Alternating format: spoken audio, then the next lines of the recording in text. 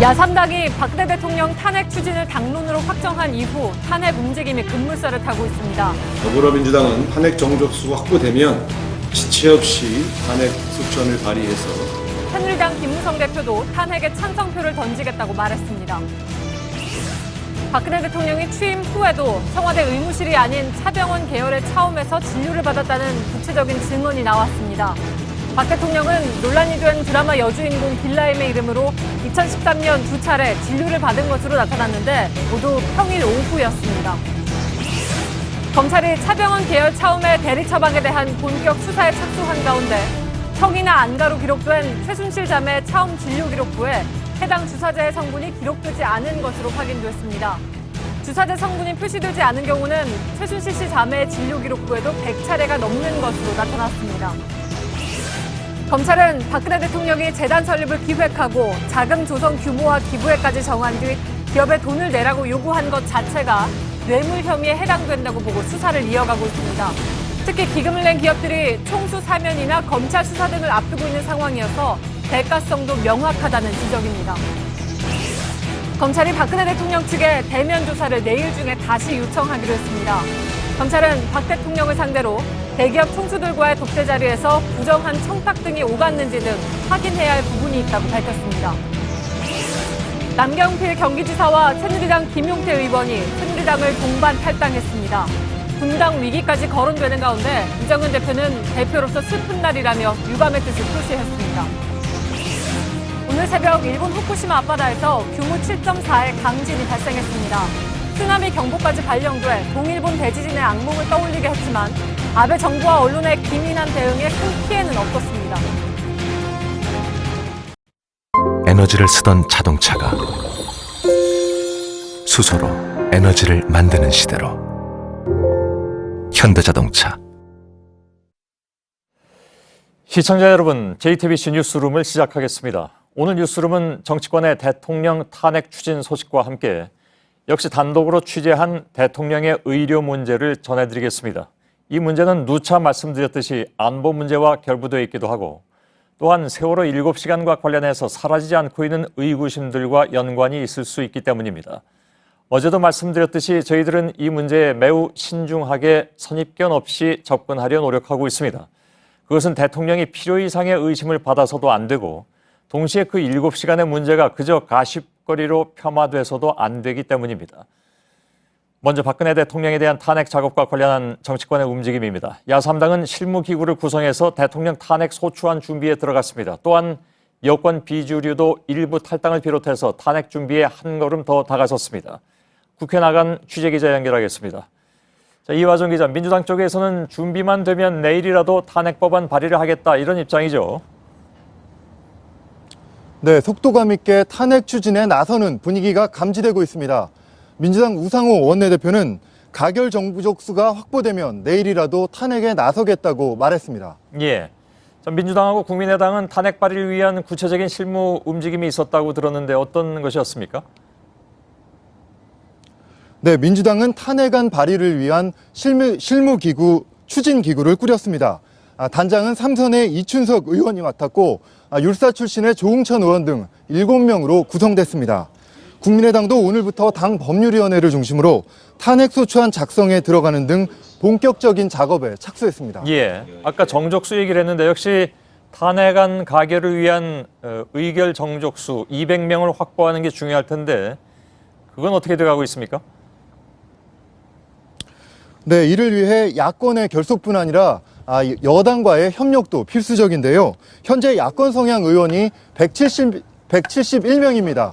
거기에 이탈표까지 감안하면 여당의 표를 최소한 40표 이상 확보해야 한다고 보고 있습니다.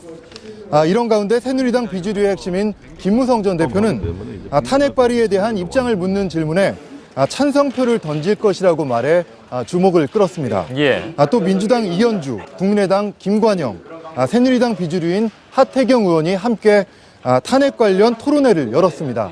이 자리에는 여야 의원 20명이 참석했습니다. 예.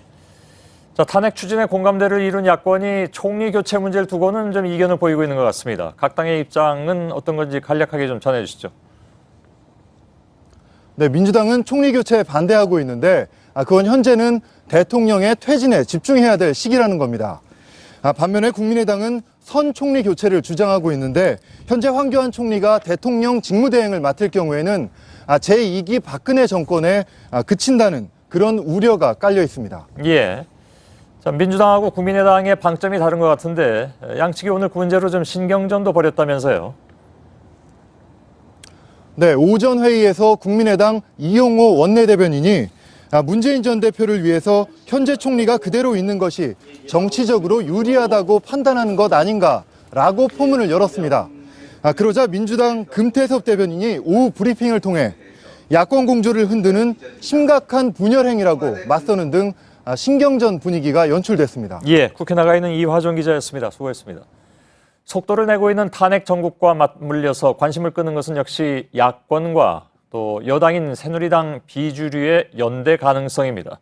오늘 새누리당 비주류인 남경필 경기도지사와 삼선의 김용태 의원이 동반 탈당했습니다. 탈당에 물꼬를 튼 두 사람의 행보가 분당과 탄핵 추진의 도화선이 될 수 있을지 주목되고 있습니다. 송지혜 기자입니다. 기자회견장에 나란히 선 남경필 경기지사와 김용태 의원. 생명을 다한 새누리당을 역사의 뒷전으로 밀어내고자 합니다. 그 자리에 정당다운 정당, 새로운 대안을 만들어 갈 것입니다. 김 의원은 탄핵을 염두에 둔 행보임을 분명히 했습니다. 헌법을 유린한 대통령과 그 일파가 헌법과 법률에 의거하여 의법 조치되도록 앞장서겠습니다.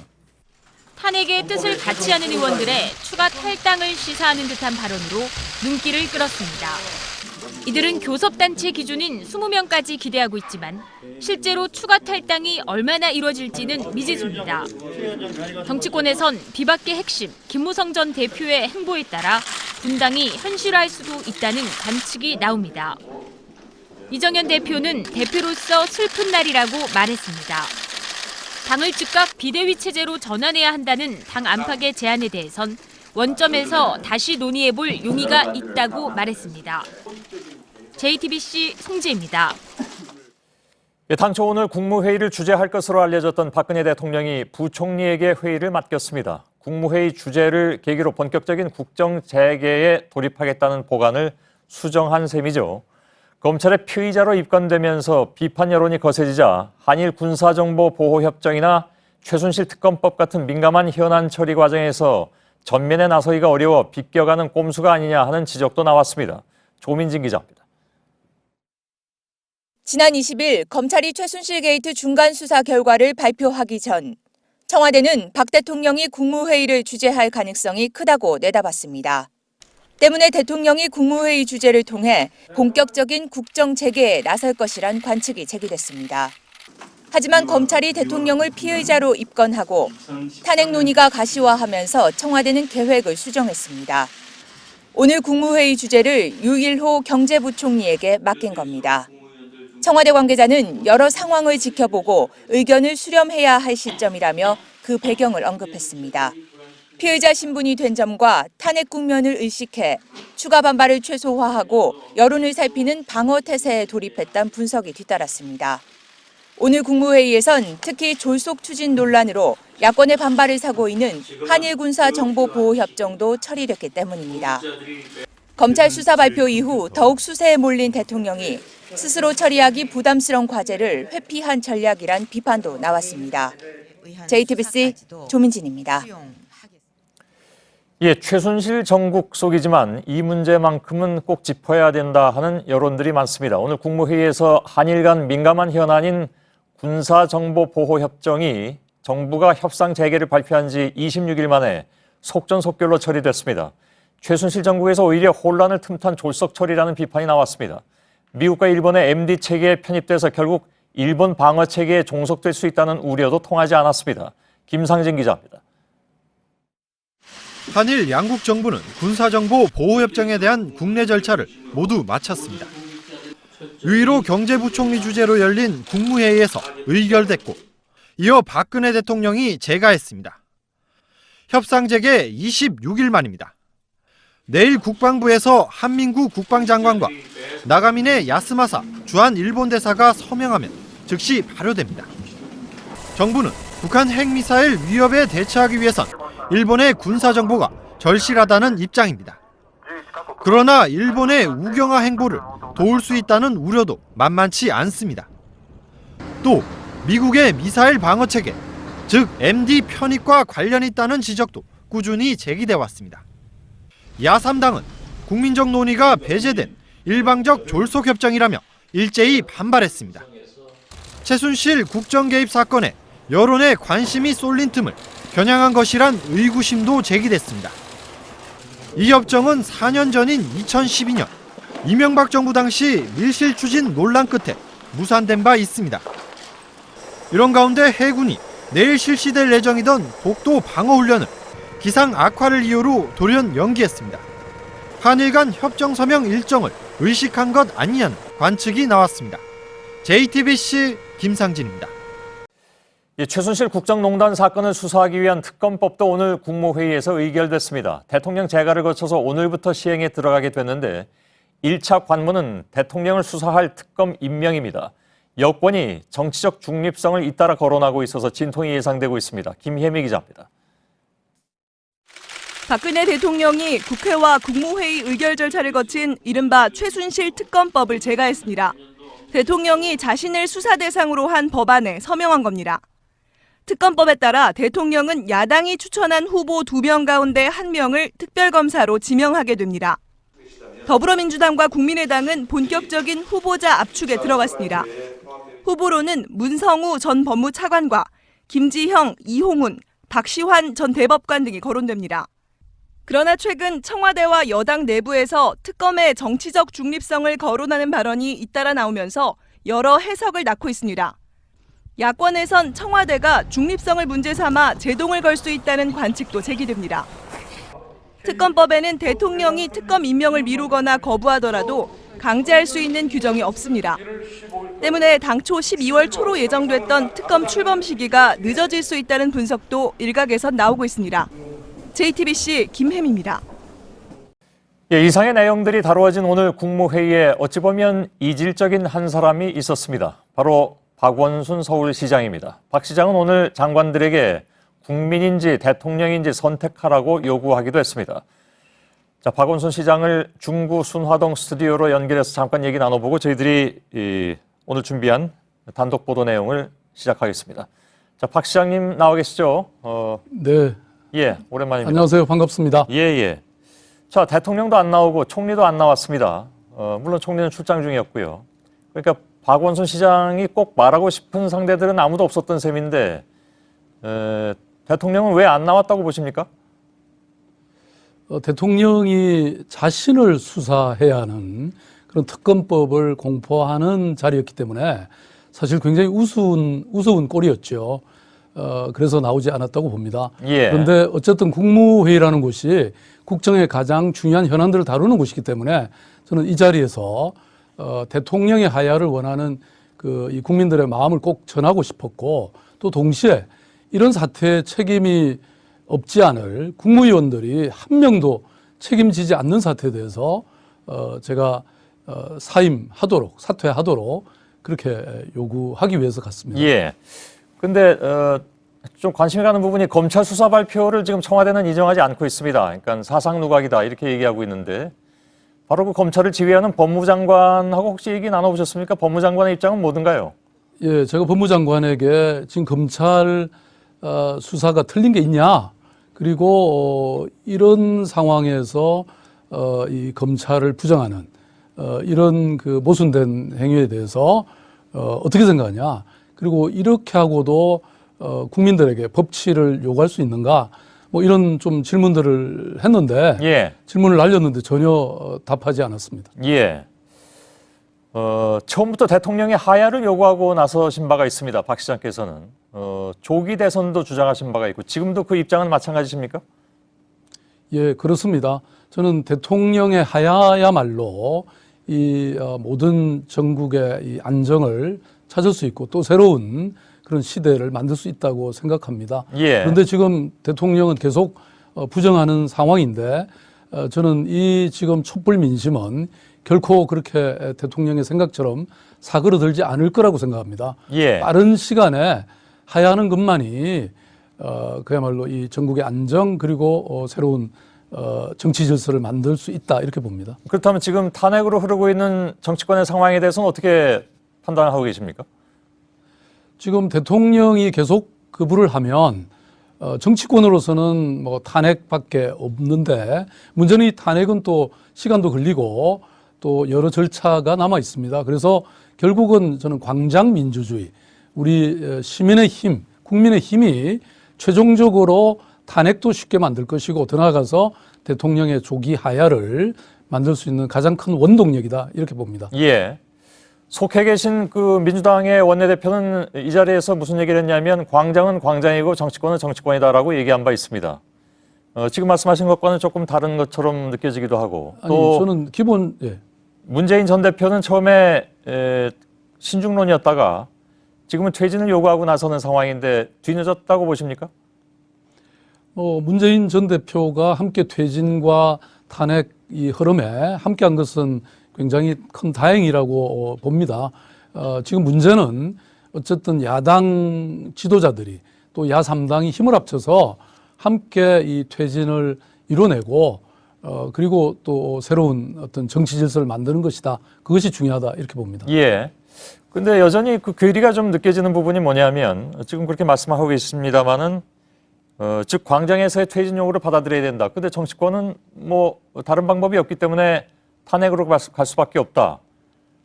어떤 해결책이 있다고 보시는 겁니까?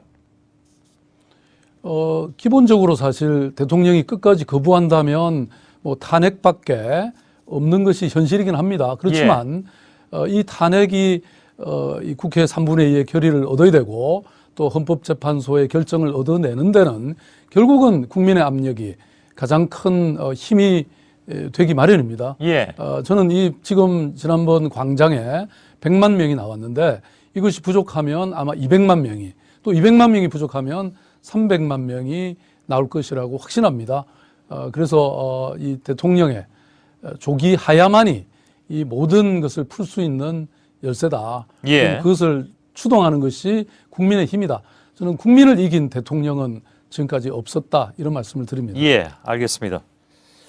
박원순 서울시장이었습니다. 말씀 잘 들었습니다. 고맙습니다. 감사합니다. 예. 어제 저희 JTBC는 세월호 참사 당일 대통령의 7시간 의혹과 관련해서 저희가 취재해온 내용을 전해드렸습니다. 그 의혹을 풀어줄 수 있는 사람이 최순실 씨의 의료진일 것으로 보고 지속적으로 취재해왔다고 설명을 드렸습니다.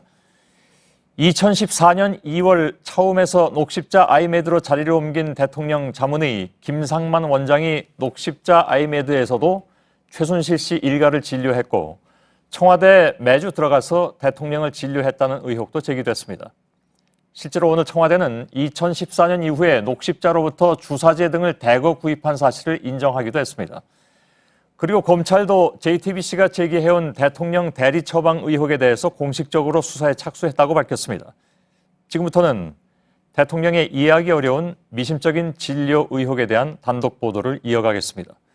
물론 이 부분이 세월호 7시간 의혹과 연결된다고 지금 단계에서 단언할 수는 없습니다.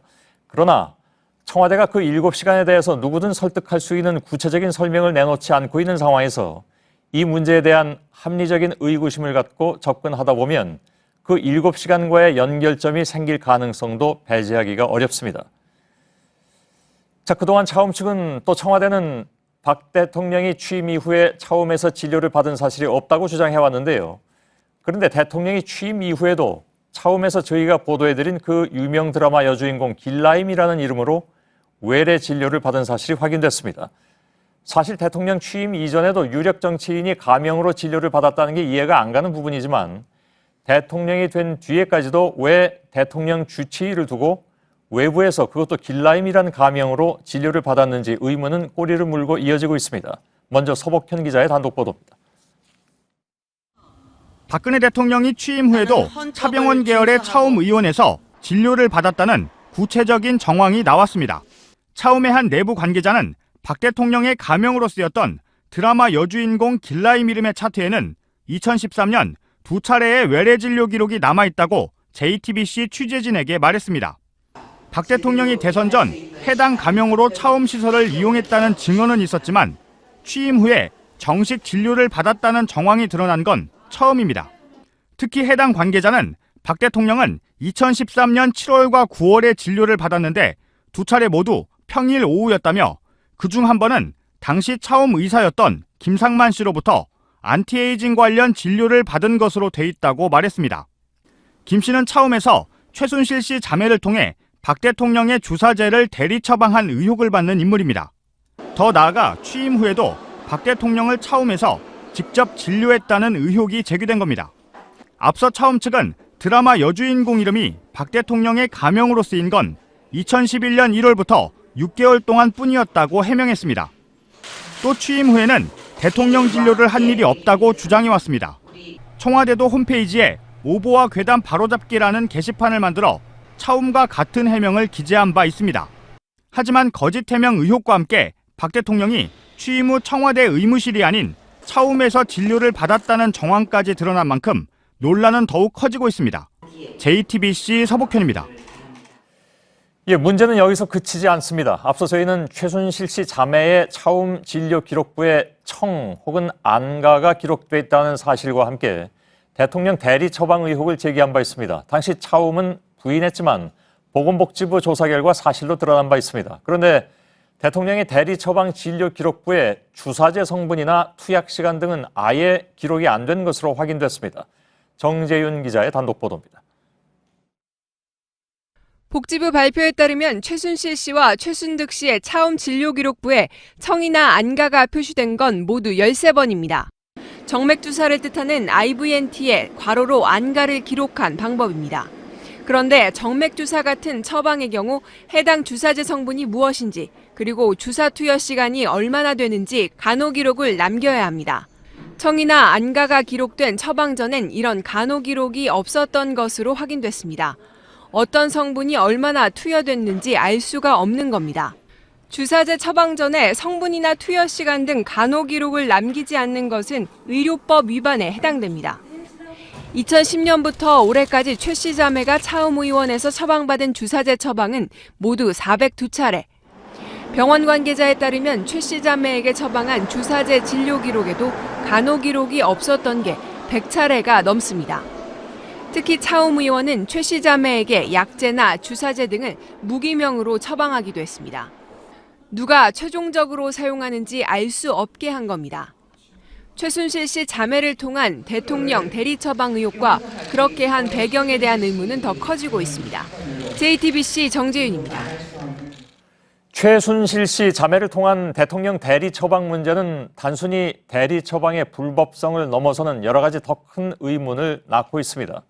이런 이유로 검찰은 대통령 대리 처방 사건을 특별수사본부에 배당했다고 밝혔습니다. 또 이재명 성남시장도 세월호 7시간과 관련해서 박 대통령을 직무유기와 업무상 과실치사 혐의로 검찰에 고발한 상태입니다. 그런데 대리 처방 논란 중심에 있는 차움 측이 JTBC 보도 이후에 최순실 씨 자매와 관련된 진료 기록 등 각종 자료를 폐기하고 있다는 증언이 나왔습니다. 신진 기자입니다. 복지부에 따르면 2010년부터 올 6월까지 최순실 씨 자매가 차움 의원을 드나든 횟수는 모두 665차례에 달합니다. 일주일에 두세 차례씩 병원을 찾은 셈으로 대리 처방 의혹이 커지고 있는 이유입니다. 그런데 차움 측이 JTBC 보도 이후 일부 자료를 폐기하고 있다는 내부 증언이 나왔습니다. 차움 관계자는 최근 재단으로부터 줄기세포나 제대혈 관련 일부 자료를 삭제하라는 지시가 내려왔다고 밝혔습니다. 앞서 취재진은 내부 관계자 증언을 통해 최순실 씨가 2011년 11월 차움에서 지방이식 줄기세포 수술을 받았다고 보도했습니다. 하지만 보도 이후 관련 진료 기록부가 삭제된 정황이 나타난 겁니다. 또 최 씨 진료 기록이 차병원 그룹 내부에서 차단되고 있다는 증언도 나왔습니다. 차병원 관계자는 차병원 그룹 의료진들의 경우 그룹 계열 병원의 환자 정보를 볼 수 있는데 최근 최순실 씨와 최순득 씨 자매는 비공개로 전환됐다고 밝혔습니다. 병원 측이 기록 폐기를 지시하고 내부 의료진마저 기록을 보지 못하게 하는 것으로 나타나면서 조직적 은폐 의혹이 커지고 있습니다. JTBC 신진입니다. 그런가 하면 청와대가 최근 2년여 동안 태반주사, 감초주사, 마늘주사제를 300개나 사들인 것으로 확인됐습니다. 대부분 의학적으로 효능이 입증되지 않은 데다가 중증 감염증 또 혈액질환에 쓰이는 면역제도 구입한 것으로 나타나서 그 배경에 의문이 제기되고 있습니다. 백일현 기자입니다. 일명 태반주사라고 불리는 라인액주입니다. 간 기능 개선을 위한 약품이지만 잔주름 개선과 피로 관리에도 쓰입니다. 청와대는 이 주사제를 지난해에만 150개 사들였습니다. 일명 감초주사와 마늘주사도 100개, 50개씩 샀습니다. 주로 노화 방지와 만성피로 회복용으로 개인 의원에서 주사제로 처방되는 약품인데 모두 녹십자에서 제조했습니다. 논란이 커지자 청와대 측은 경호원 등 청와대 근무자들의 건강관리를 위해 정상적으로 구매된 것이라는 해명을 내놓았습니다. 하지만 의료계에선 납득하기 어렵다는 반응입니다. 아직 그 과학적 근거가 충분하지는 않은 그런 상황이라서 적으로 원하고 있는 그런 상황은 아니죠. 이전 정부에서 이런 약품을 대거 사들인 적도 없습니다. 감기약이라든지 그 일반 약이 있잖아요. 그런 걸 주로 거기서는 그 하는 걸로 그렇게 돼 있었고, 그러니까 뭐 다른 거는 거기서 할 별로 이유도 없고. 특히 청와대 구입 목록에는 면역제 일종인 IV 글로불린 SN주도 포함됐습니다. 면역체계 이상이 왔을 때 치료제로 쓰이는 약품이어서 구입 이유와 함께 정상적인 처방과 기록 절차를 거쳤는지 의혹이 커지고 있습니다. JTBC 백일현입니다. 이렇게 박근혜 대통령의 의료와 관련된 의혹은 연일 새롭게 불거지고 있는 상황입니다.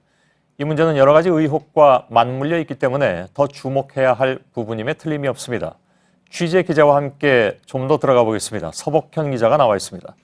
자, 일단 박 대통령이 취임 후에도 감염 진료를 받았다.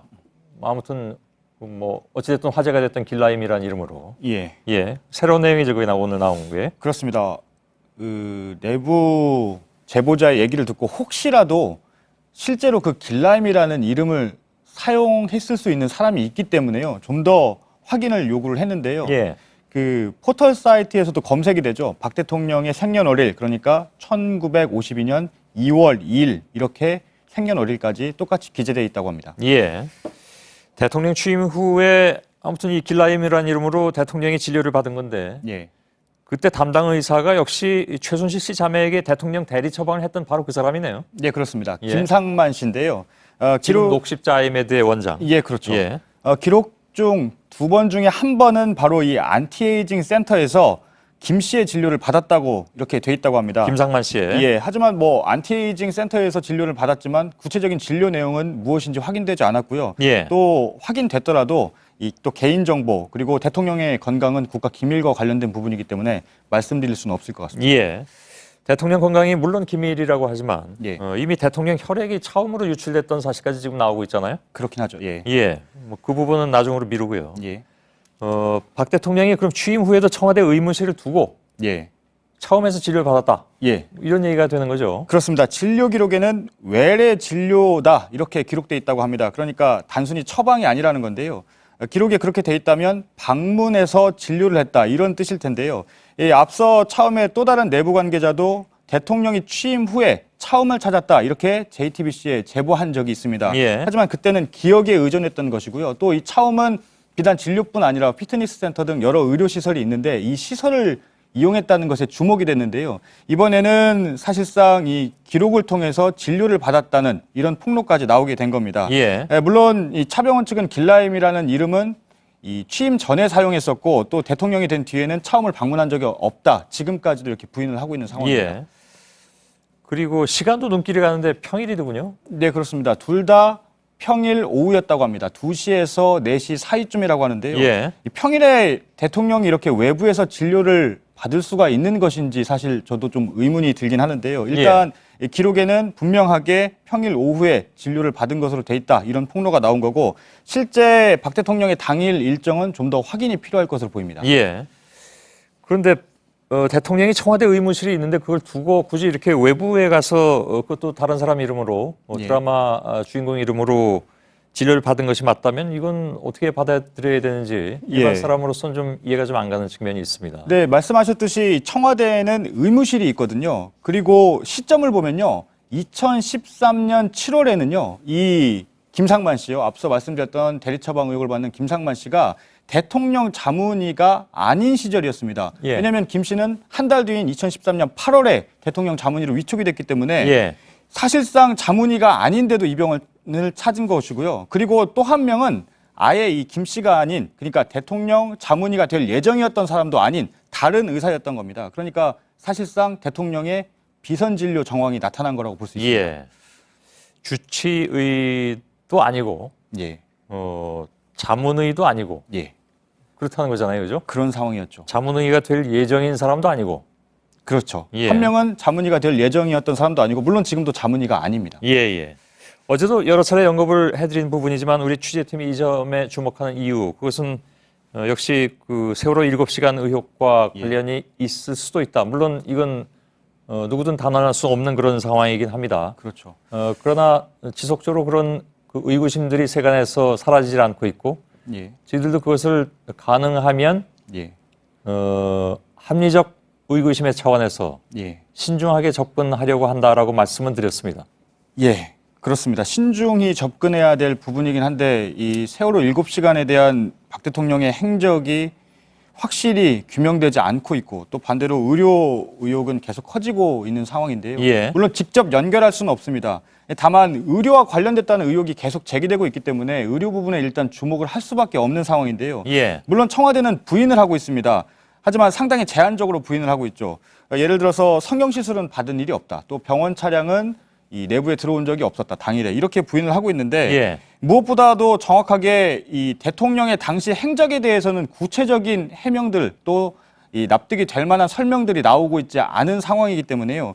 이 부분에 대해서 계속 의혹이 제기되는 건데 더군다나 이렇게 이 외부에서 비선 진료를 받았다는 정황까지 구체적으로 드러났기 때문에 의혹은 예. 더 커질 수밖에 없는 겁니다. 예. 앞서 그 청와대가 홈페이지인가요? 거기에 그 길라임 그 이름을 예. 사용한 그 부분에 대해서 해명은 하지 않았습니까? 예, 그렇습니다. 그 중에서도요.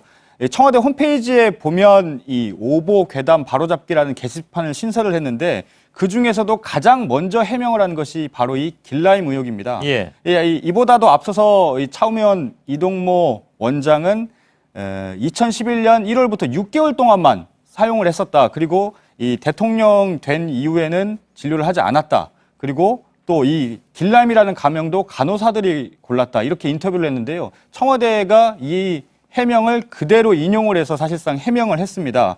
그런데 지금 이 해명이 사실이 아닌 것으로 점차 나타나고 있는 상황인 거죠. 예. 대통령 취임 후에도 가명, 그러니까 사실상 허위 진료 기록인 겁니다. 허위 진료 기록을 이용해서 진료를 받은 정황이 나왔기 때문에 이 부분에 대해서는 이미 해명을 했지만 대통령의 당일 행적, 그러니까 7월, 9월에 차우면에서 방문 진료를 받았는지 여부는 추가적인 좀 해명이 나와야 될 것 같습니다. 예. 오늘 이제 또 나온 부분이 최순실 씨 자매의 대리 처방 의혹. 예. 이게 이제 기존의 보건복지부 조사에서 그치지 않는다 이런 얘기잖아요. 예, 그렇습니다. 앞서 보건복지부는 이 최순실 씨 자매 진료 기록에 청이나 안가로 주사제가 대리 처방된 것이 13차례 등장한다. 이렇게 발표를 했었는데요. 예. 그런데 이 청이나 안가가 등장을 하지 않더라도요. 실제 이 청이나 안가가 나오지 않고 최 씨 자매의 이름으로만 처방이 된 주사제라고 하더라도요. 실제 이 주사를 맞았는지는 기록이 누락된 경우가 많습니다. 그러니까 내부자의 얘기를 들어보면 이 주사제를 만약에 놨다면 간호 기록이라는 것이 따로 존재를 하고요. 거기에는 몇 시부터 몇 시까지 주사를 맞게 돼 있다, 맞았다 이렇게 기록이 돼 있는데 이게 지금 저 차트입니까? 거기에 나오는 게? 예, 그렇습니다. 예. 저런 리스트에 이제 시간까지 기재를 한다 그렇게 돼 있는 건데요. 그런데 이 종이 그러니까 이 간호 기록이 누락된 경우가 100여 차례 이상 된다고 하는 겁니다. 예.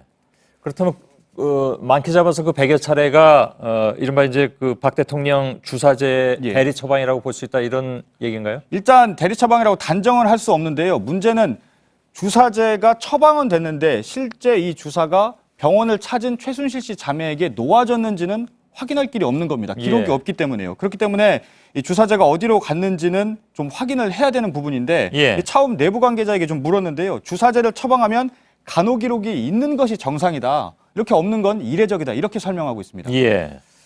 근데 주사제 성분도 제대로 적힌 게 없다면서요? 예, 그렇습니다. 이 최순실 씨 자매 주사제는 물론 박 대통령에 대해서 처방을 할 때 주사제에 미네랄 주사제 이렇게만 기록이 돼 있고 그렇다면 그 주사제 안에 이 구체적인 성분들이 어떤 것이 들어갔는지 이런 부분들이 기재가 돼야 되는데 그 부분이 많이 누락됐다고 합니다. 예. 역시 이것도 이례적인 경우라고 합니다. 예. 상식적으로는 이해가 안 가는 부분들, 다시 말하면 다른 사람도 아니고 대통령의 건강과 관련된 것인데 그것이 기록에조차 안 남아있고 성분이 뭔지도 모르고 있다면 이게 도대체 어떻게 되는 일인가 하는 걱정, 이런 것들이 좀 앞섭니다. 아까 저희가 시작하면서 잠깐 제가 말씀드렸습니다만 저희가 이 문제에 접근하는 것, 대통령이 필요 이상으로 오해를 받아서는 안 된다라는 생각도 물론 있습니다. 예. 동시에 많은 사람들이 의구심을 가지고 있는 그 7시간이 한낱 가십거리로 또 폄하돼서도 안 된다라는 것, 그것이 저희들의 이번 사안에 접근하는 자세라는 것을 다시 한번 말씀드리고 싶습니다. 서복현 기자였습니다. 수고했습니다. 네, 차움 의원뿐 아니라 최순실 씨 단골이었던 김영재 성형 의원도 진료 기록을 허위로 작성한 의혹으로 검찰 수사 대상에 올라 있습니다. 특히 김 원장은 청와대와 서울대 병원 등에서 각종 특혜를 받은 의혹이 끊이지 않는데요. 서창석 서울대 병원장이 김 원장 측 의료기기 회사와 함께 제품 개발에까지 나섰던 것으로 확인됐습니다. 이호진 기자입니다. 최순실 씨 단골 의사였던 김영재 원장 측은 의료기기 회사도 차렸습니다. 이 회사의 지원 내역을 담은 산업통상자원부의 내부 문건입니다. 수술 부위 봉합에 사용하는 실 개발에 3년간 15억 원을 제공합니다. 다른 업체도 있지만 김 원장 측이 대부분 돈을 받습니다. 그런데 지난 1월 작성된 이 문건은 참여기관으로 분당 서울대병원이 나옵니다. 책임자는 당시 대통령 주치의자, 산부인과 전문의 서창석 서울대 병원장입니다. 하지만 서 원장은 앞서 JTBC 인터뷰에서 해당 업체와의 연루 의혹을 부인했습니다. 이게 이제 서울대병원에서 이게 했으면 좋겠다. 서울대병원은 그런 거 잘 안 하잖아요. 안 하는데 이제 그래서 이제 난 잘 모르니까 성형외과하고 하는 사람 소개시켜주고 끝냈잖아요. 서 원장은 경위를 묻는 취재진에게 향후 특검에서 밝히겠다고만 답했습니다. 특혜 의혹은 이뿐이 아닙니다. 산자부는 수요 조사 등을 거쳐 업체를 선정했다고 밝혔습니다. 하지만 취재진이 국회의원실을 통해 확인한 자료는 이와 다릅니다. 그건 원래 17개 과제 선정돼 있었던 과제 포함되지 않았던 건데 그것을 가지고 신청이 들어온 게 단 유일한 그 한 회사만 들어왔고 거기가 선정이 돼서 15억이 나갔단 말이에요. 서울대 병원과 정부가 김 원장을 위해 발벗고 나선 정황이 속속 드러나고 있습니다. JTBC 이호진입니다. 김영재 원장 측 의료기기 업체는 대통령 경제사절단에도 참여해서 특혜 의혹이 일었는데요. 이 업체가 특허를 받았다는 성형용 실이 부작용 논란과 함께 국제소송에 휘말린 것으로 나타났습니다. 청와대의 각종 지원이 과연 정당했느냐는 지적도 커질 수밖에 없습니다. 계속해서 이희정 기자입니다. 김영재 원장이 2012년 일본 고객을 초청해 안면 주름을 펴는 리프팅 시술을 하는 장면입니다. 시술에 사용한 실은 김 원장 측 회사가 개발한 겁니다. 그런데 해당 여성은 얼굴이 붓고 상처도 크게 남았다고 주장하고 있습니다. 이에 대해 김 원장 측 회사는 실에는 문제가 없다고 반박하고 있습니다. 2012년부터 일본 S병원에서 해당 실로 봉합 시술을 받은 여성들 역시 통증 등 부작용을 겪었다며 현지 병원을 상대로 소송 중입니다. 회사 측은 일본 병원이 특허 제품을 복제해 문제가 된 것이라는 입장입니다.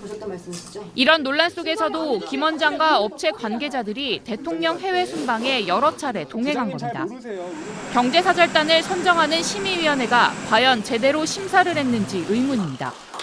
이 업체의 해외 순방 참여를 위해 조원동 전 청와대 경제수석과 안종범 전 수석 등이 잇따라 나섰다는 의혹도 규명돼야 합니다.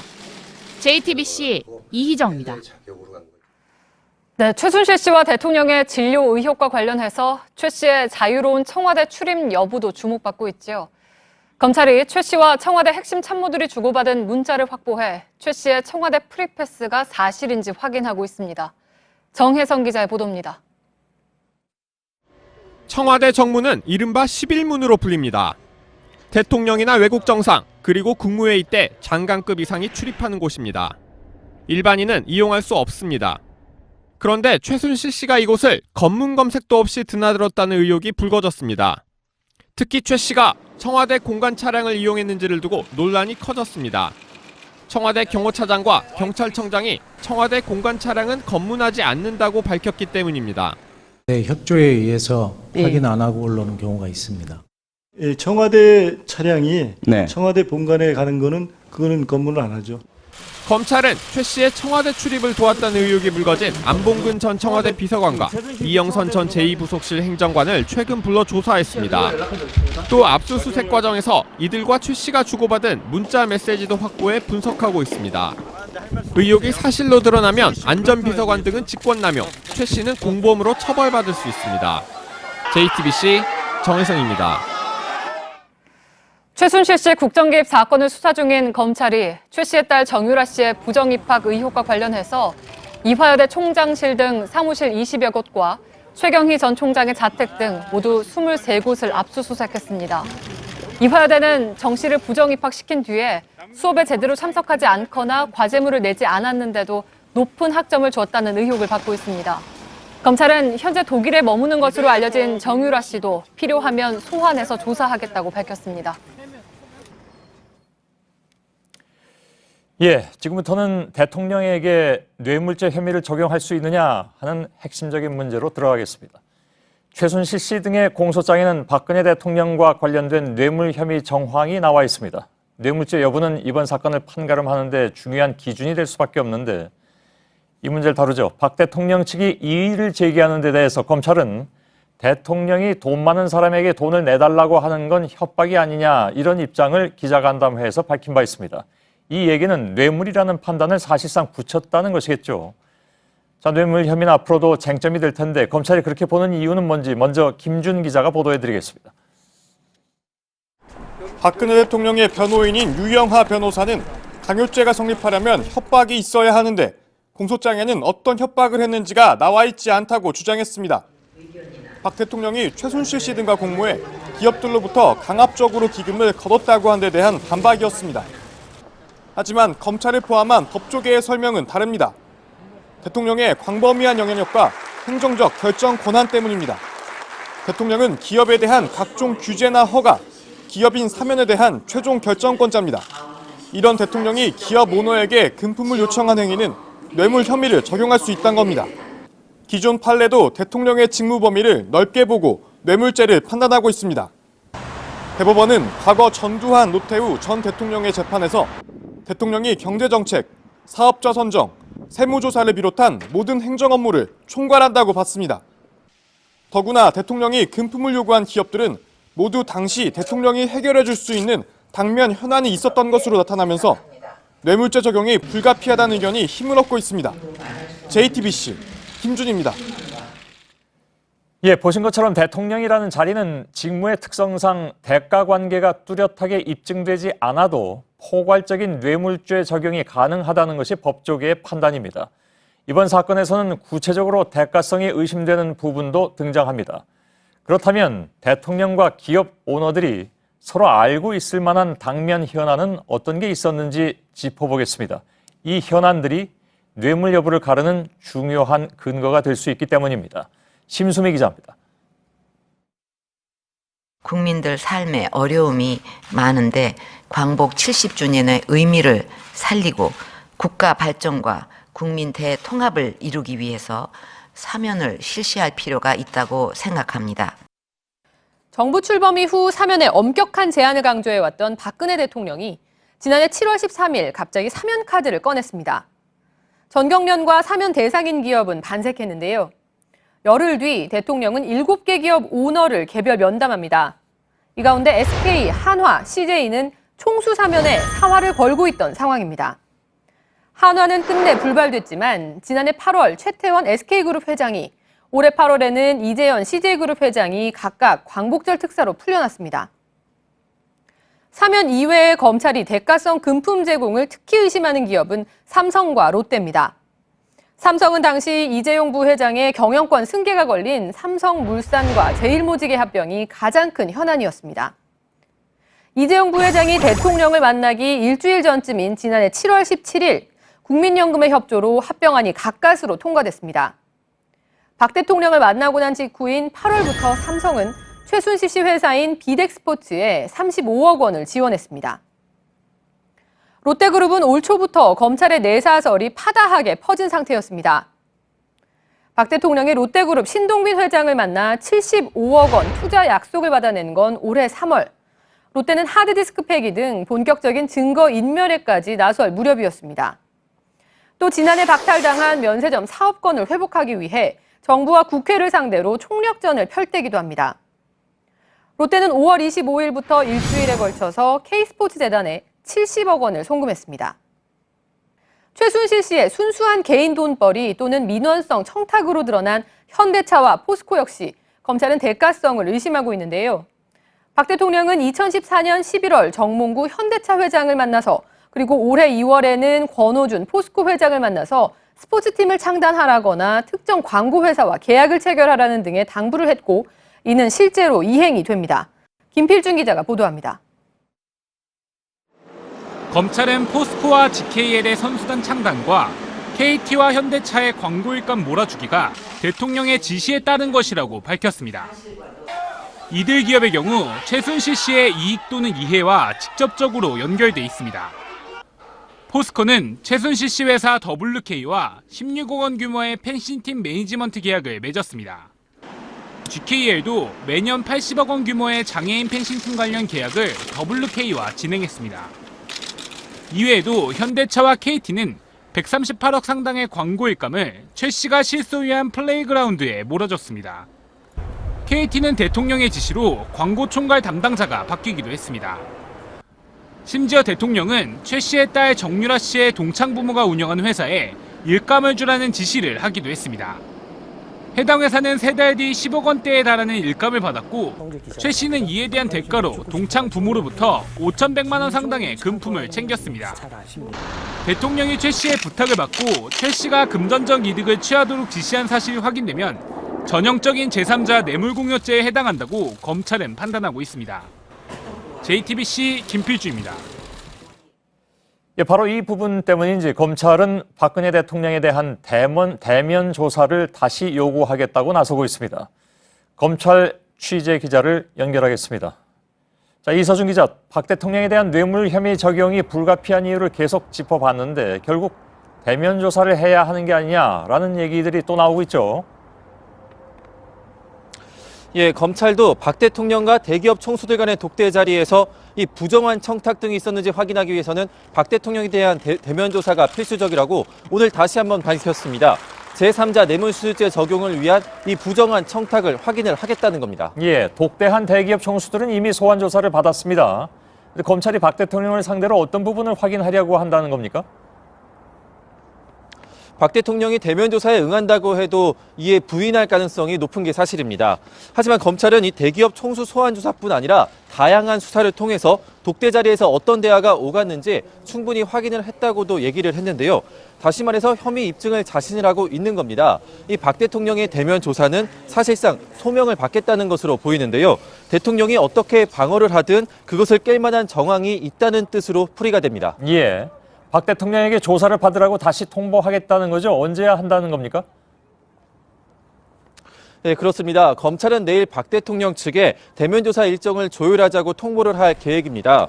하지만 유영하 변호사가 검찰 조사는 전면 거부하겠다고 밝힌 상태이기 때문에 이에 응할 가능성은 매우 낮습니다. 예.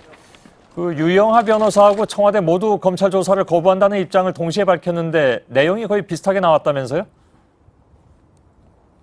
예, 유영하 변호사와 청와대 정영국 대변인 모두 검찰 수사에 대해서 상상과 추측을 거듭해서 지은 사상 누각이라고 똑같은 단어를 써서 표현을 했습니다. 검찰의 수사 결과는 검찰의 주장이라고 폄하한 것도 같았고요. 공정성과 정치적 중립성이 결여됐다고 주장하는 점도 같았습니다. 유 변호사의 문서 파일이 이 청와대 민정수석실 소속 행정관의 컴퓨터로 작성된 사실도 드러났기 때문에 이 청와대와 또 박 대통령의 개인 변호사가 손발을 맞추고 있다는 지적이 나오고 있습니다. 그렇다면 청와대 민정수석실이 박 대통령의 개인 변호를 위해서 일을 하는 건 문제가 안 되는 건가요? 일단 민정수석실 측은 대통령의 법률보좌 역시 업무의 한 영역이다라고 얘기를 하고는 있는데요. 하지만 청와대 민정수석실은 그야말로 이 공직 기강 확립 등 공적인 업무를 하는 곳입니다. 사실이라면 민정수석실 그리고 더 나아가서 청와대 전체가 이 박 대통령 개인의 검찰 수사 대응을 위해서 움직이고 있다는 얘기가 됩니다.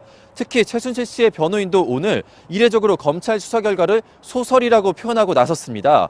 유영하 변호사, 청와대, 심지어 최 씨 변호인까지 무엇인가를 공유하고 있는 게 아니냐 이런 의혹까지 나오고 있습니다. 예, 이서준 기자가 검찰청에서 전해드렸습니다. 수고했습니다.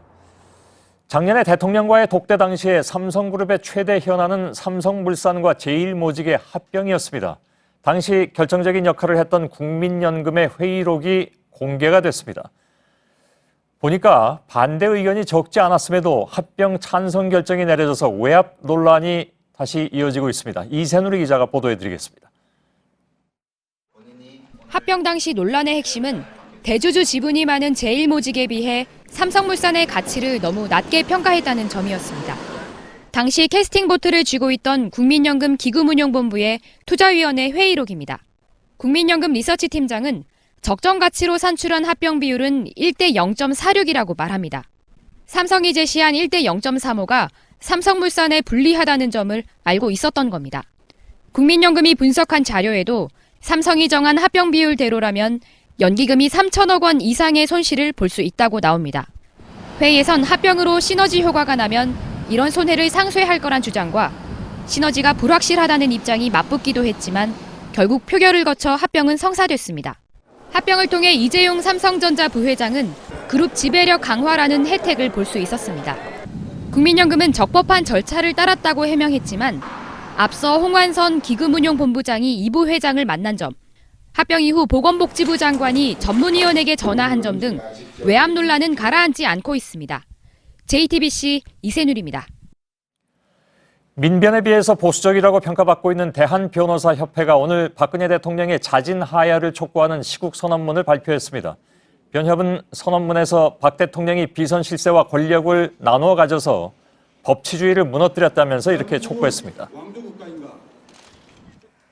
네, 오늘 새벽 일본 후쿠시마 앞바다에서 규모 7.4의 강진이 발생했습니다. 쓰나미까지 일으켰는데요. 쓰나미 경보에 주민들이 급히 대피하는 등 동일본 대지진의 악몽을 떠올렸지만 10여 명이 부상을 입고 큰 피해는 없었습니다. 아베 정부는 나라 안팎에서 총력 대응에 나섰고 방송들도 신속한 대피를 유도했습니다. 도쿄 연결합니다. 이정원 특파원, 이 쓰나미가 발생했을 정도면 아주 긴박한 상황이었죠. 네, 강진이 발생한 시각은 오늘 새벽 5시 59분입니다. 그리고 곧바로 최대 3m 높이의 쓰나미 경보가 발령됐습니다. 5년 전 동일본 대지진 당시 2만 명 가까이 숨지거나 실종됐는데요. 90% 이상이 쓰나미에 휩쓸렸기 때문에 일본 국민들의 공포가 매우 컸습니다. 그런데 실제로 오늘 해안가에 도착한 쓰나미는 미야기현 센다이항 1.4m를 최고로 대부분 1m 안팎에 그쳤습니다. 후쿠시마 원전 부근에도 1m의 쓰나미가 몰려와 냉각수를 순환시키는 펌프가 한때 정지됐지만 방사능 유출 사고 등은 없었습니다. 네, 또 일본 정부는 이번에도 큰 재난과 재해에 어떤 식으로 대응해야 하는지를 잘 보여줬죠. 아베 총리는 외국 순방 중에 긴급 기자회견에 나서면서 국민들을 안심시키지 않았습니까? 네, 아베 총리는 지진이 발생한 시각 아르헨티나에 있었습니다. 페루 에이펙 회의에 참석한 뒤 들른 것인데요. 오전 7시 20분 현지에서 생방송으로 긴급 기자회견을 갖고 곧바로 귀국길에 올랐습니다. 회견 내용 잠시 보시죠. 政府一体となって安全確保を第一に災害への対応に全力で取り組んでまいります。こういう断層運動が起きるというタイプの地震が見ている。 네, 일본 정부는 지진 발생 3분 뒤인 6시 2분 총리관저 위기관리센터에 연락실을 설치하고 대응에 나섰습니다. 또 6시 45분 연락실을 대책실로 확대했고요. 스가 관방장관도 7시 39분 긴급 기자회견을 통해 쓰나미와 원전의 상황을 정확하게 전했습니다. 네, 그러면 일본 방송들의 대응은 어땠습니까?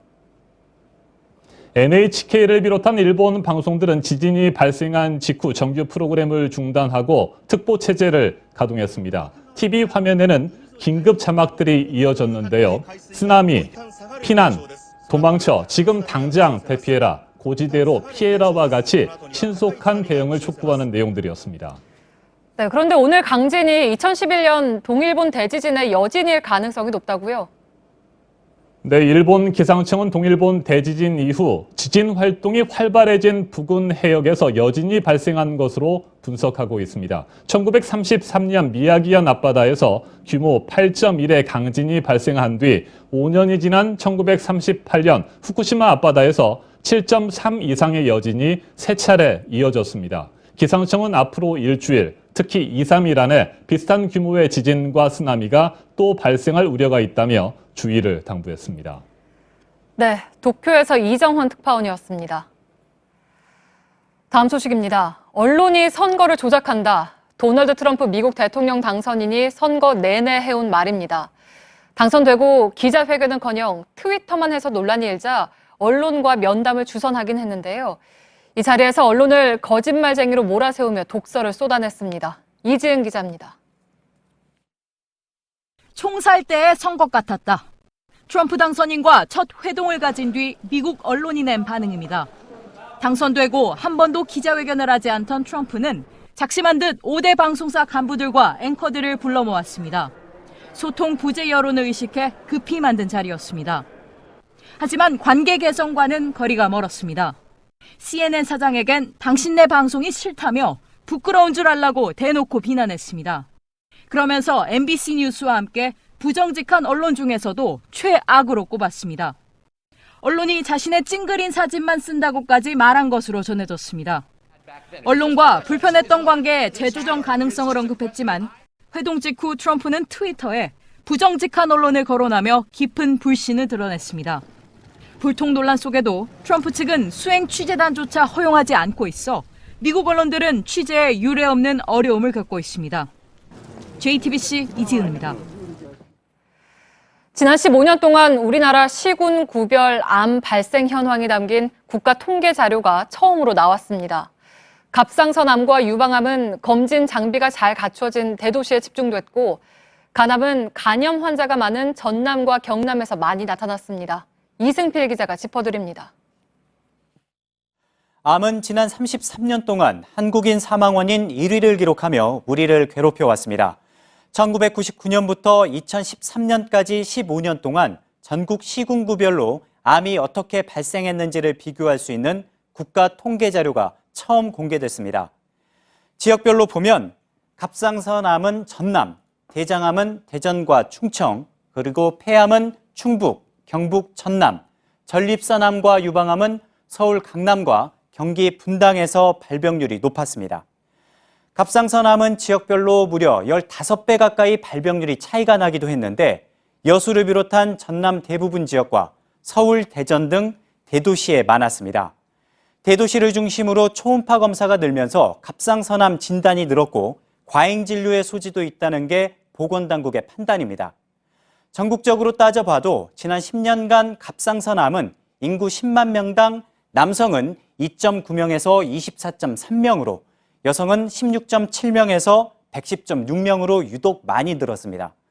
서울 강남과 서초, 경기 분당에서 유방암과 전립선암이 많이 발생한 것도 갑상선암과 비슷한 이유란 평가입니다.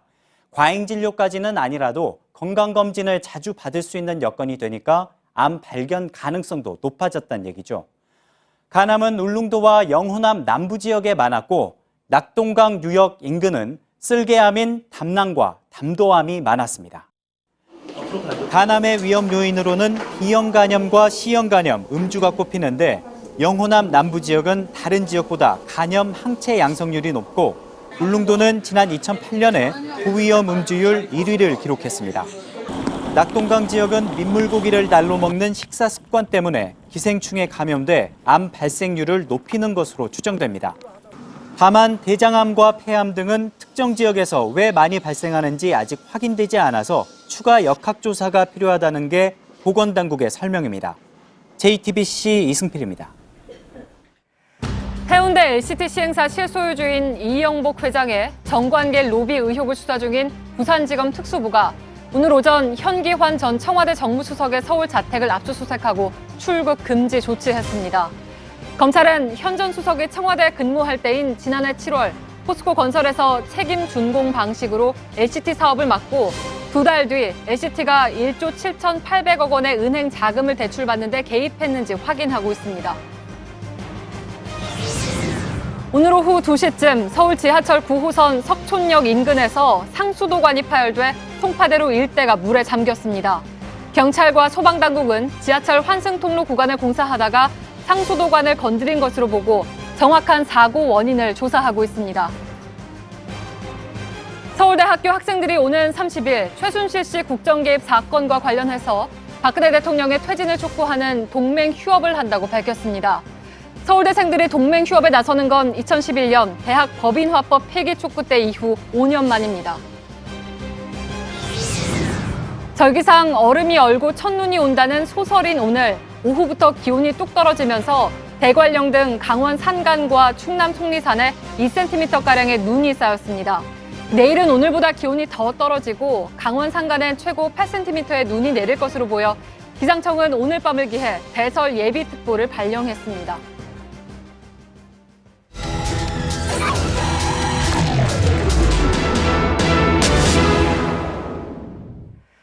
네, 세월호 4.16 기억교실이 어제부터 일반에 공개됐습니다. 이곳을 찾은 유가족들 바람은 사회가 아이들을 잊지 않는 것이었습니다.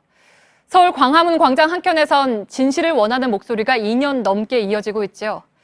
세월호 참사 951일째, 망각과의 싸움을 벌이는 이들을 밀착 카메라가 담아왔습니다. 안지현 기자입니다. 안산교육지원청 별관. 이곳에는 이제는 사라진 2014년도 단원고 2학년 10개 학급과 교무실이 옮겨져 있습니다. 바로 세월호 참사의 희생자들을 기리기 위한 4.16 기억교실입니다. 이 교실 앞쪽에는 사랑한다는 메시지가 적힌 칠판이 있습니다. 당시 단원고 교실에서 이곳으로 바로 이전해 놓은 건데요. 책상을 보시면 학생들의 이름이 적힌 방명록도 이렇게 책상마다 놓여 있습니다. 이곳에 보면 손편지도 하나 놓여 있는데요. 그때 보니까 이 사랑하는 아들아 미안하고 미안하다. 감히 사랑한다는 이 손편지도 이곳에 이렇게 놓여 있습니다. 이 끝쪽으로 가보시면 이렇게 빛바랜 가정통신문도 있습니다. 2014년 3월 27일 날 발송된 건데요. 당시 세월호 사고가 났던 그 수학여행을 알리는 가정통신문입니다. 이곳의 책상 수는 모두 255개. 미수습 교사 2명과 학생 4명의 책상은 그나마 이곳에 아직 합류하지 못했습니다. 제가 이 친구들이랑 나이가 같아서 그 전에 한번 갔었어야 되는데 미안한 마음이 커가지고 오늘 바로 이렇게 왔어요. 하지만 임시시설인 만큼 복원은 제대로 되지 못했습니다. 2019년 안전교육시설이 지어져야 제대로 된 복원도 완료됩니다. 그때까지 세월호를 잊지 말아줬으면 하는 게 유가족들의 바람입니다. 정상적으로 옮겨지면 그때는 제대로 복원을 다 해서 그 흔적이 사라지지 않게 다 제대로 정말 갖춰줬으면 좋겠어요. 세월호 참사 2년 반. 망각과의 전쟁은 기억교실 밖에서도 하루하루 진행 중입니다. 4차 촛불 집회가 열렸던 이곳은 서울 광화문 광장입니다. 이 수십만 명이 모여 밝혔던 촛불은 이제 사라졌지만 이곳 서울 광화문 광장에는 이 세월호 광장 상황실을 비롯해 세월호 관련 텐트들이 덩그러니 남아 있습니다. 문을 여는 천막은 진실마중대. 세월호 진실을 규명해달라며 서명운동을 받는 곳입니다. 바로 옆 천막에서는 노란 리본 제작이 한창입니다. 세월호 사고를 상징하는 노란 리본을 만들겠다고 자원한 시민들입니다. 애기도 이제 세월호도 알고 이제 그런 거 관심이 많더라고요. 그래서 한번 알려주려고 참여를 했어요. 세월호 사고 원인을 밝히기 위해 꾸려졌던 4.16 세월호 참사 특별조사위원회도 활동을 이어가고 있습니다. 정부 공식 기구로서 지정은 끝났지만 조사관 26명이 남아 민간인 자격으로라도 조사를 이어가겠다는 겁니다.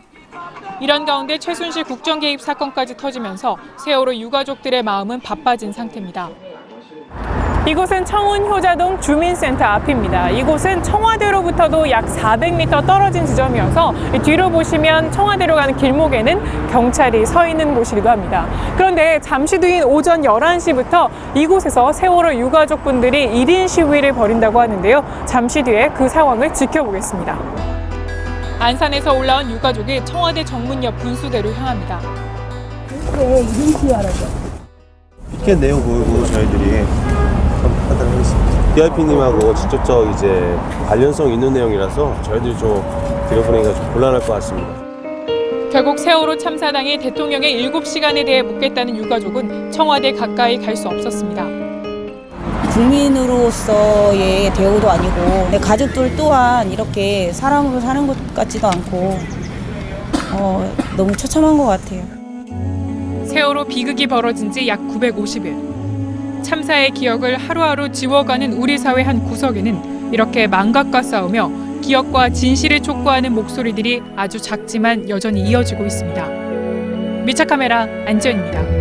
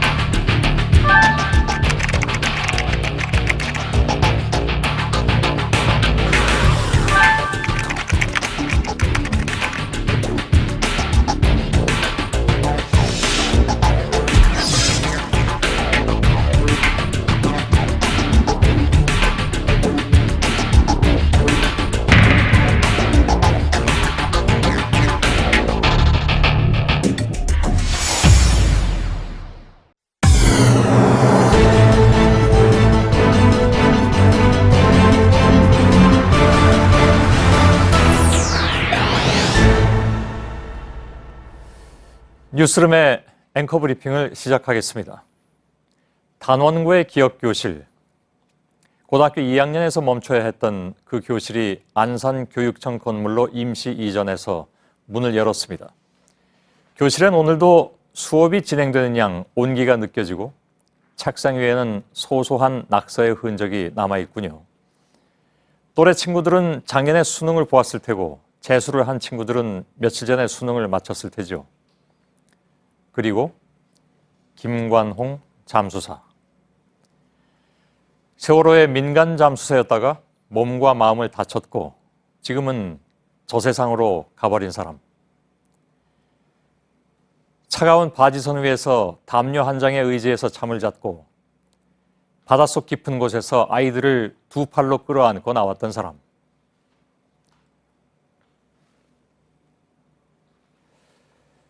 잠수사가 마지막으로 세상에 남긴 말은 뒷일을 부탁합니다 였습니다.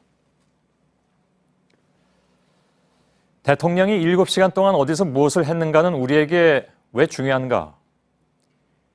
변호인이 이야기한 여성의 사생활? 우리는 그것이 궁금하지 않습니다. 대통령은 사사로운 모든 관계를 끊고 가족을 만나지 않고 1분 1초도 쉬지 않고 일한다 했지만 오히려 개인의 사생활과 사사로운 친분관계, 그것은 대통령이라 해도 결코 예외가 아닌 누구나 마땅히 누려야 할 것들이라고 우리는 믿습니다. 행복한 대통령이 행복한 사회를 만들어줄 수 있다고 믿기 때문입니다. 우리가 알고자 하는 것은 17살의 아이들이 기울어져가는 그 배에서 그저 가만히 있으라는 말만 듣고 있어야 했던 그 시간에 비록 컨트롤 타워가 아니라는 강변이 나왔지만 그래도 무엇인가를 했어야만 했던 그곳에서 어떤 일이 진행되고 있었는지를 궁금해할 뿐입니다. 그래서 우리는 잊지 않으려 오늘도 질문합니다. 다시 봄이 오기 전 약속 하나만 해주겠니? 친구야 무너지지 말고. 우리는 그들에게 뒷일을 부탁받았기 때문입니다. 오늘의 앵커 브리핑이었습니다.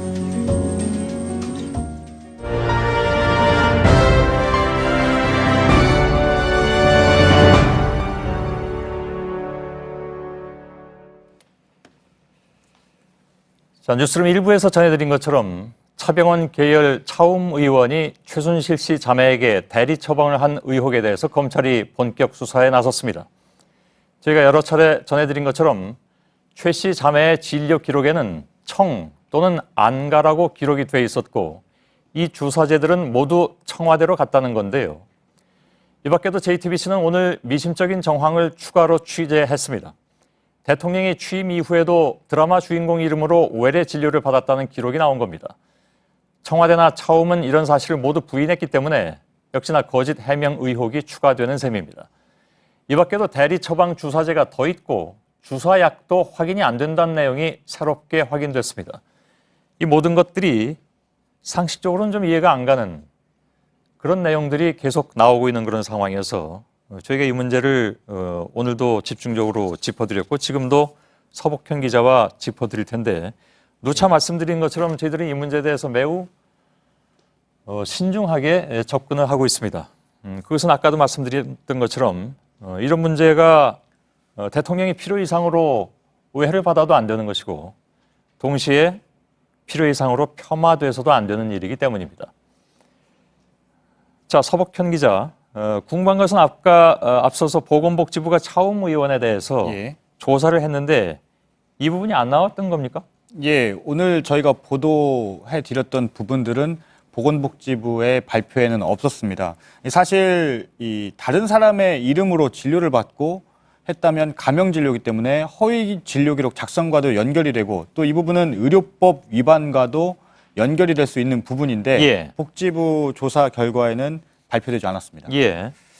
짚어볼 부분이 취임 후에 청와대 의무실이 아닌 곳에서 진료를 받았다. 또 그것이 평일 오후였다. 이런 점 아니겠습니까? 예, 다시 좀 정리를 해드리면요. 앞서 보도해드렸던 부분이 2013년 7월과 9월 평일 오후에 박근혜 대통령이 가명으로 사용했던 길라임이라는 이름으로 2차례 이렇게 외래 진료를 받은 구체적인 정황이 있다. 이렇게 보도를 해드렸고요. 사실 대통령과 관련된 부분이기 때문에 쉽게 보도할 수는 없었습니다. 그런데 이 믿을 만한 내부 제보자인지 또 이 제보자가 그 기록을 확인할 수 있는 위치에 있었는지 이런 부분들을 충분히 검토를 했고요. 그리고 진료 기록을 보지 않는다면 알 수 없는 부분이 있다. 이런 판단까지 해서 보도를 해드렸습니다. 예. 자, 이 부분은 사실 그 자체로도 미심쩍은 부분이긴 하지만 저희가 주목하는 이유는 세월호 7시간과 무관치 않을 수 있다라는 것. 사실 이 문제는 수차례 말씀드렸습니다만은 저희가 어떤 선입견을 가지고 이 문제에 접근해서는 안 된다라는 전제가 있습니다. 다만 그것이 이제 어떤 합리적 의구심이라면 그 차원에서 접근해보자. 근데 그렇게 하다가 점차 즉 세간에서 풀지 못하고 있는 그런 의구심과 접점이 생겨버리면 그건 어쩔 수가 없는 것이지만 그 전에 어떤 선입견을 가지고 접근해서는 안 된다라는 것은 저희들 취재 전제이기도 합니다. 그렇죠. 얘기해 주시죠.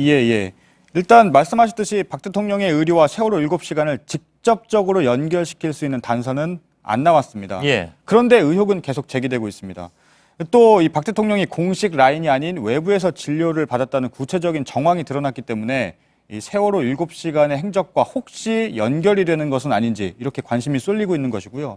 특히 보도를 해드렸지만 이 2차례의 진료는요. 가명을 이용할 정도로 극도로 보안을 유지한 채 비공개로 진료가 이루어졌다고 볼 수가 있습니다. 그렇기 때문에 의혹이 더 커지는 건데 현재 청와대는 이 박 대통령이 관저 집무실에 있었다 이렇게 해명을 했는데 7시간 동안 대통령을 봤다는 사람은 나오지 않고 있는 상황이고요. 또 대면 보고도 실제 없었습니다. 그렇기 때문에 의혹이 계속 커지고 있는 겁니다. 또 한 가지 첨언을 하자면 사실 그 7시간과 상관이 없다 하더라도 만일의 경우에 상관이 없다 하더라도 이러한 대리 처방이나 또 주사제 성분도 지금 알 수 없는 그 기록도 다 뭐 지워져 버렸거나 그런 의혹이 있다면서요? 그렇습니다. 아예 그 기록이 안 돼 있거나 그것이 과연 이 나라에서 가장 중요한 사람의 건강 문제를 관리하는 그 상황이었던가? 그건 누차 말씀드렸듯이 국가안보와도 직결되는 문제이기 때문에 그래서 저희가 이 문제에 대해서 가볍게 다룰 수가 없다 그런 얘기가 되는 거죠. 그렇습니다. 그 말씀하셨지만 이 의혹이 꼬리에 꼬리를 물고 있습니다. 일단 이 가명으로 2차례 청와대 의무실이 아닌 외부에서 진료를 받았다는 이런 구체적인 정황이 드러났는데 그렇다면 과연 이 2차례 뿐이었을까? 혹시 더 있지는 않을까? 이런 합리적인 의심이 또 가는 상황이고요. 예. 당시 처음에는 이 나중에 대통령 자문의가 됐던 김상만 씨가 있었지만 이 김 씨가 또 2014년 2월에는 녹십자 아이메드로 자리를 옮기게 됩니다. 예. 그렇기 때문에 이 부분들에 계속 주목할 수밖에 없는 부분이고요. 또 말씀하셨지만 이 앞서 보건복지부는 최 씨 자매의 진료 기록에 청이나 안가라고 등장하는 것이 13차례다. 그것이 이 대리 처방과 연결이 됐다. 이런 조사 결과를 발표했는데 이 외에도 이 최 씨 자매의 주사제 처방에 약 100여 차례 정도 실제로 주사를 놨는지 확인할 수 있는 기록이 없다라는 내부 증언이 또 나오고 있는 상황입니다. 예. 주사제 성분이 드러나지 않았다. 이건 어떻게 봐야 되는 겁니까? 일단 이 대리 처방이 됐을 때 청이나 안가라고 기록이 됐는데 그 주사제에는 미네랄 주사 이렇게만 써 있었던 겁니다. 예. 그렇기 때문에 이 또 최 씨 자매의 기록에도 미네랄 주사라고만 돼 있기 때문에 구체적으로 그러면 그 안에 어떤 성분이 들어갔는지도 기록상으로는 쉽게 알 수 없는 상황이 돼버린 겁니다. 예.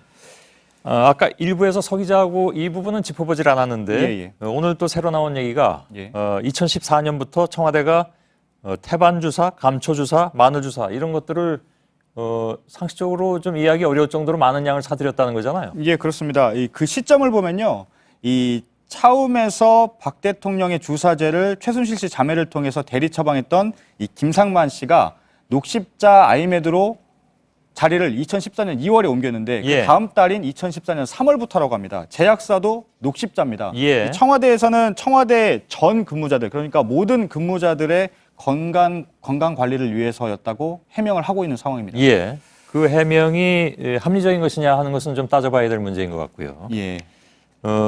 이 약들은 박 대통령이 기존에 맞았다는 주사제 성분하고 같은 거인가요? 예, 특히 태반 주사 같은 경우에는요, 이 김상만 씨가 박 대통령에게 태반 주사를 놓았다고 언론에서 인터뷰를 했습니다. 예. 그렇기 때문에 이 주사제들이 결국은 박 대통령을 위한 주사제 아니었냐 이런 의혹들이 일고 있는 거고요. 특히 이전에 청와대는 이런 약을 산 적이 없고 또 이 의료계에서도 이 약들은 검증이 안 된 약들이다 이런 얘기까지 나오고 있는 상황입니다. 예. 그렇다면 문제는요, 과연 이 주사제가 들어갔다면 어떻게 처방이 된 건지, 그리고 또 처방을 했으면 기록은 제대로 남아있는 건지, 그리고 주치의는 과연 이 처방 내용들을 다 알고 있는 것인지 이 부분도 밝혀져야 되는데 예. 아직까지는 확인되지 않고 있습니다. 예. 동시에 그래서 이제 전 근무자들의 건강 관리를 위한 것이라는 해명이 별로 이렇게 납득이 안 가는 그런 상황이기도 하다는 얘기죠.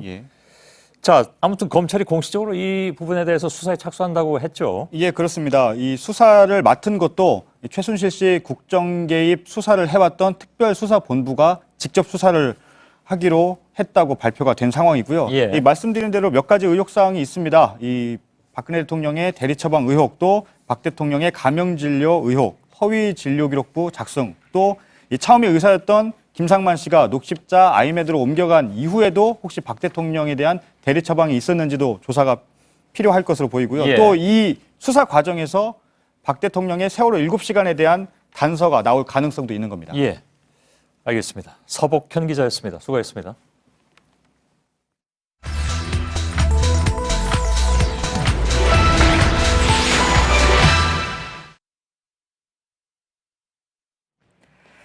네, 촛불은 바람 불면 꺼진다. 대통령 지지율은 회복될 수 있다.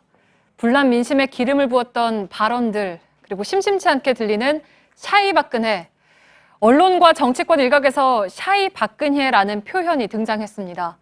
지지율 5%에 잡히지 않는 대통령의 숨은 지지층이 있다는 얘긴데요. 청와대와 여당이 강경할 수 있는 이유도 여기에 있다는 거죠. 과연 그럴지 팩트체크해서 살펴보겠습니다. 오대영 기자, 이게 샤이 트럼프에서 따온 말이죠? 맞습니다. 여론조사에서 트럼프가 지는 걸로 나왔죠. 그런데 막상 뚜껑을 열어보니까 이겼단 말이에요. 격전지 펜실베니아 한번 보겠습니다. 여론조사에서 클린턴이 4%포인트 정도 앞섰습니다. 실제 투표에서는 트럼프가 뒤집었습니다. 트럼프 지지자라는 걸 숨겨오다가 투표장에서 본심을 드러내는 현상, 이게 대선 결과를 뒤바꾼 원인 중에 하나였다라는 해석이 나오고 있는데 수줍음을 뜻하는 샤이와 트럼프의 합성어입니다. 네, 그러니까 여기에 트럼프 대신에 박근혜를 넣어서 샤이 박근혜, 그러니까 박 대통령의 숨은 지지층이 있다는 얘기인 거죠? 네, 그런데 샤이 박근혜 취재하면서 시작부터 저희가 상당히 어려움에 봉착을 했는데 이런 이유 때문입니다. 샤이 박근혜는 성립할 수가 없는 용어였습니다. 여론조사와 실제 투표 결과를 비교해서 설명하는 개념인데요. 5%라는 지지율은 나와 있습니다. 하지만 비교할 대상이 없습니다. 네. 투표를 안 했기 때문에요. 국민 투표를 할 수도 없는 노릇이었습니다. 전문가의 의견입니다. 사전 여론조사와 실제 선거 결과, 투표 결과가 불일치했을 때 설명하는 개념일 뿐인 것인데 현재의 이제 낮은 평가를 이제 합리화할 수는 없는 것이니까. 네, 그래서 일각에서는 박근혜 대통령과 트럼프 현상을 연결지으려는 일종의 정치적인 목적이 아니냐 이런 비판까지 나오고 있습니다. 그래서 지금부터는 샤이 박근혜보다는 그냥 숨은 지지층이라고 표현을 하겠습니다. 네, 그러면 숨은 지지층, 말 그대로 숨어 있다는 건데 어떻게 찾을 수 있다는 겁니까? 그게 모순인데요. 네. 저희가 이게 통계만으로는 파악이 불가능하다고 전문가들이 입을 모았습니다. 네. 그럼에도 불구하고 저희 팀이 한번 분석을 해보겠다고 했더니 크게 3가지 정도 참고할 점을 알려줬는데요. 여론조사 응답률과 의견 유보, 무당층의 비율, 이걸 통해서 대강의 흐름을 추론해 볼 수 있다는 겁니다. 먼저 응답률입니다. 이번 사태가 일어나기 직전인 10월 첫째 주부터 지난주까지 분석을 했는데 우선 11월 들어서만 보겠습니다. 응답률 저렇게 계속해서 떨어지고 있습니다. 여론조사 응답률입니다. 네, 응답률에 주목을 해야 하는 이유는 뭔가요? 응답률이 떨어진다는 건 자기 마음속에 있는 걸 밝히지 않고 네. 여론조사에 적극적으로 임하지 않는다는 뜻이 됩니다. 그런데 이걸 10월까지 확장해서 한번 보겠습니다. 응답률이 오히려 늘었습니다. 네. 최순실 사태를 계기로 정치적인 의사 표현이 더 적극적으로 바뀐 겁니다. 이번에 의견 유보 보겠습니다. 유보 비율이 올라가면 마음을 숨기는 사람이 많다는 뜻도 됩니다. 그런데 지난주에는 올랐습니다. 즉 의사 표현을 감춘 사람이 많아진 거죠. 하지만 이것 역시도 기간을 쭉 늘려보면 반대입니다. 오히려 8%포인트 정도 줄었습니다. 따라서 최순실 사태 이전에 마음을 정하지 못한 사람들이 사건 이후에 자신의 정치적인 입장을 정하기 시작했다고 해석할 수 있는 부분입니다. 네, 이걸 보면 숨은 지지층 얘기는 대체 무슨 근거로 나온 건가 싶은데요. 그렇습니다. 근거를 찾기 힘들죠. 그래서 저희가 이른바 콘크리트 지지율이라고 불리는 60대 이상의 지지율의 분석을 해봤는데 네. 일단 최순실 사건 전까지는 의견 유보가 최대 15%에 달했습니다. 그런데 사건 이후 노란색입니다. 6%까지 급락했습니다. 이 얘기는 어떤 식으로든 60대 이상에서 정치적인 입장을 보다 뚜렷하게 정리했다는 겁니다. 네. 이번에는 콘크리트의 또 다른 축인 TK 지역도 함께 보겠습니다. 마찬가지로 18%였는데 의견 유보가 쭉 줄어서 2%까지 떨어졌다가 반등했습니다. 이게 앞으로 추세는 어떻게 될지 모르겠습니다만 10월과 비교해 볼 때 의사의 표시보다 명확해진 겁니다. 따라서 숨은 지지층이 늘었다기보다는 오히려 이번 일로 마음을 확실하게 정한 사람이 크게 늘었다고 볼 수가 있는 것이죠. 네, 그런데 이것만으로 단정할 수가 있을까요? 지금 일시적으로 반대를 하다가 다시 또 돌아설 수가 있지 않습니까? 물론 그럴 수도 있습니다. 그래서 그건 이 그래프로 설명이 될까 모르겠습니다만 저희가 준비했습니다. 정당의 지지율 분포인데요. 여당이 급감을 했습니다. 그리고 야당이 그 지지율을 골고루 흡수하는 양상을 보였습니다. 네. 판이 완전히 달라졌다는 거죠. 여당에서 샤이 박근혜를 외치는 건 2가지로 해석됩니다. 첫 번째, 저 새누리당의 15% 있지 않습니까? 대통령이 지금 5%니까 새누리당 걸 좀 끌어오자. 이게 첫 번째가 될 수 있고요. 두 번째, 유보층 32% 무당층입니다. 이 중 일부를 가져올 수 있지 않을까라는 겁니다. 하지만 전문가들은 이 둘 다 매우 회의적이라고 봤습니다. 들어보시죠. 대통령을 엄호하거나 보호해 줄 수 있을 만한 근거를 찾을 수가 없다. 명분과 근거를 찾을 수가 없는 그런 게이트다. 샤이 박근혜 버전은 쉐임 박근혜, 면목이 없는 창피한 이런 현상으로 봐야 될 거고. 네, 물론 저희가 보여드린 해석이 정답이라는 말씀은 아닙니다. 다만 새누리당 일각에서 주장하는 샤이 박근혜가 얼마나 민심과는 먼 바람인지는 분명히 확인할 수가 있었습니다. 네, 쉐임, 부끄럽다는 표현까지 나오는군요. 팩트체크 오대영 기자였습니다.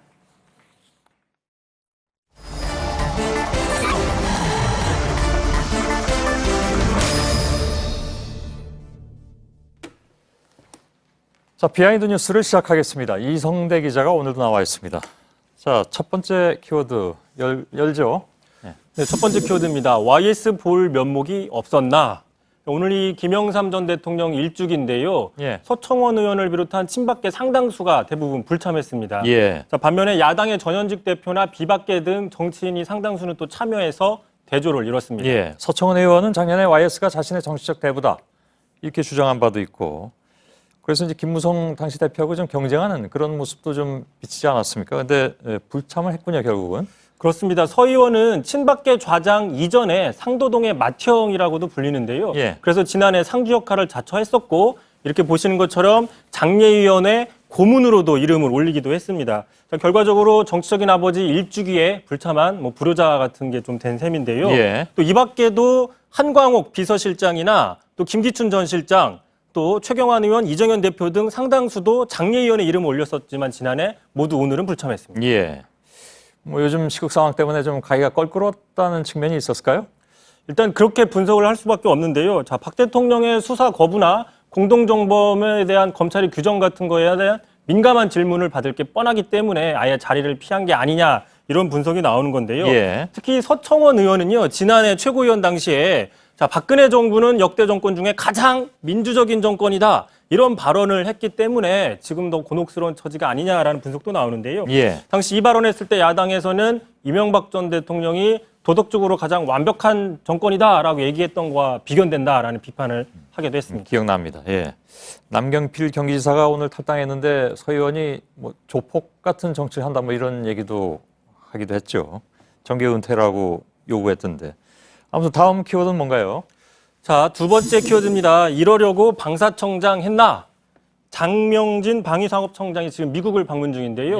그 미국을 방문한 자리에서 만약에 트럼프 행정부가 우리나라의 방위비를 인상해달라고 요구하면 어쩔 수 없이 우리는 들어줘야 된다라고 얘기를 해서 논란이 일고 있습니다.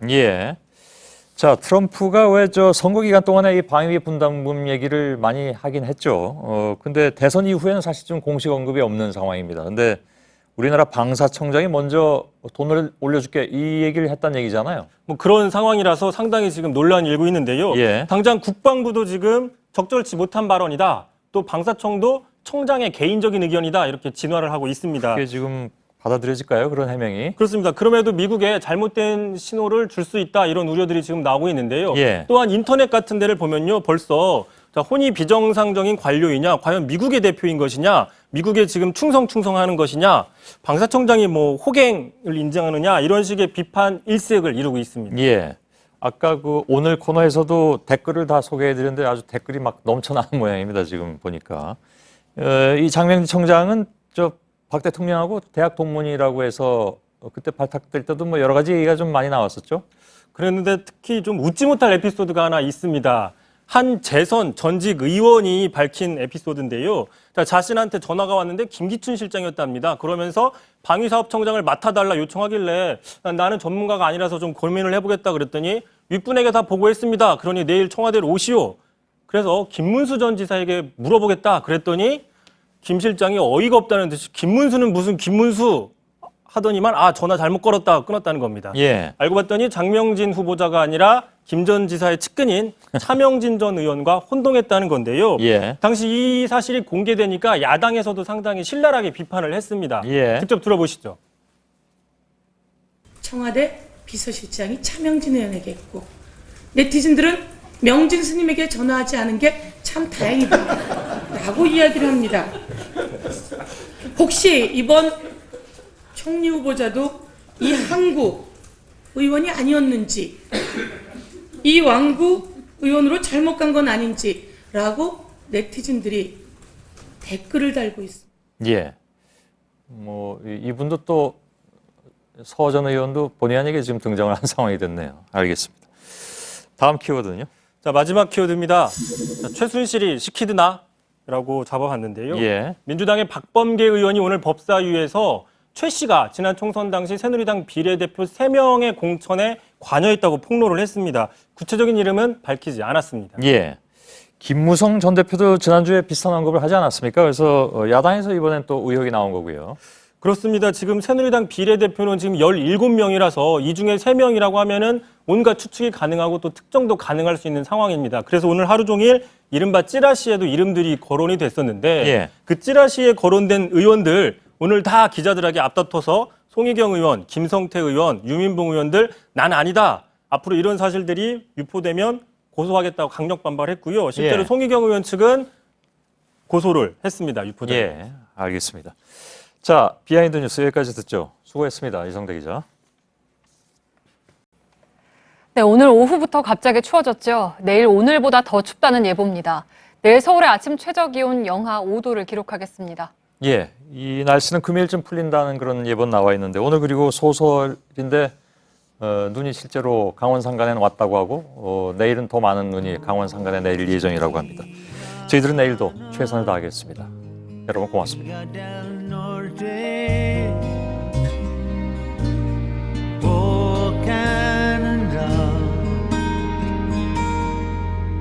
It was snow time, it was show time, it was no time to be lost in downtown Toronto. It was winter time, around dinner time. I'm beginning to see that the sunshine just doesn't want to. From a side street, come a backbeat